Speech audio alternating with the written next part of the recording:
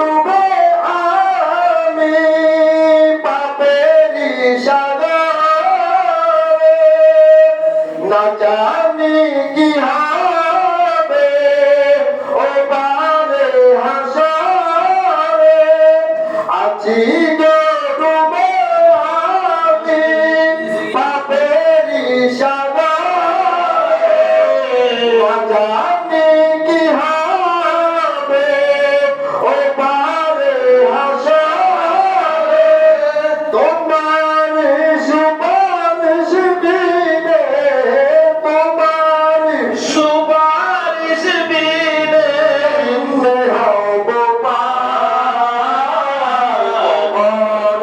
হাসরে কি হবে আমার মুসিবত না পাই যদি মুসিবত না পাই যদি ভালো লাগলে একটু বলবেন খুব লাগে এটা আমরা শুনে আমাদের নাম বললে এটা আমাদের সহজ হবে অটোমেটিক চলে আপনি মন থেকে গাইবেন আরো ভালো মুসিবত না পাই যদি করুণা তোমার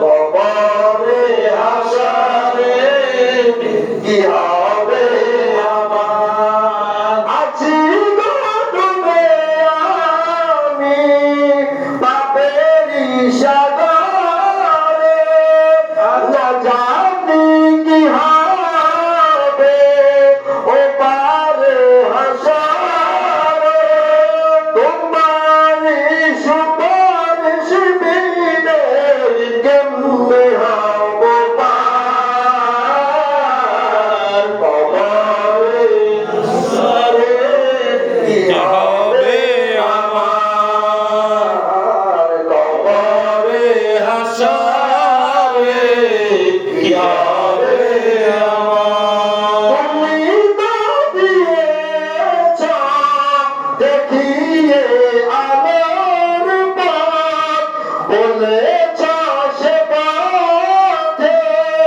মিলবে রহমত তুমি তো দিয়েছ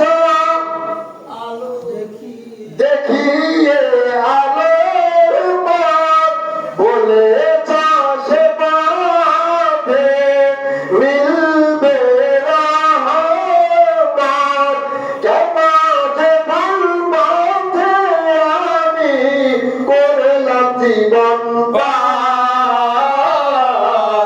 কবরে হাসরে হবে আমার কবরে হাসরে হবে আমার রাসূলুল্লাহ মিলাদ শরীফ পড়ব আল্লাহর মহানবী আমাদের রাসূল হুজুর হযরত আলম সৈয়দ আহমদুল্লাহ মিজবান বাড়ির বাগানের ফুল ফকির আযম যুগ শ্রেষ্ঠ শাইখুল মাশায়েখ হযরত মাওলানা শাসবি সৈয়দ শেখ ফকির আলী আযম বর্ষবার্ষিকী আজকে ৭১তম মওলুদ শরীফের ফাতিহা শরীফে আমরা যারা উপস্থিত হয়েছি আমরা সবাই রাসূলের মহব্বতে দুরূদ শরীফ পড়ি আল্লাহুম্মা সাল্লি আলা সাইয়্যিদিনা মুহাম্মদ ওয়া আলা আলি সাইয়্যিদিনা মাওলানা মুহাম্মদ নবী গো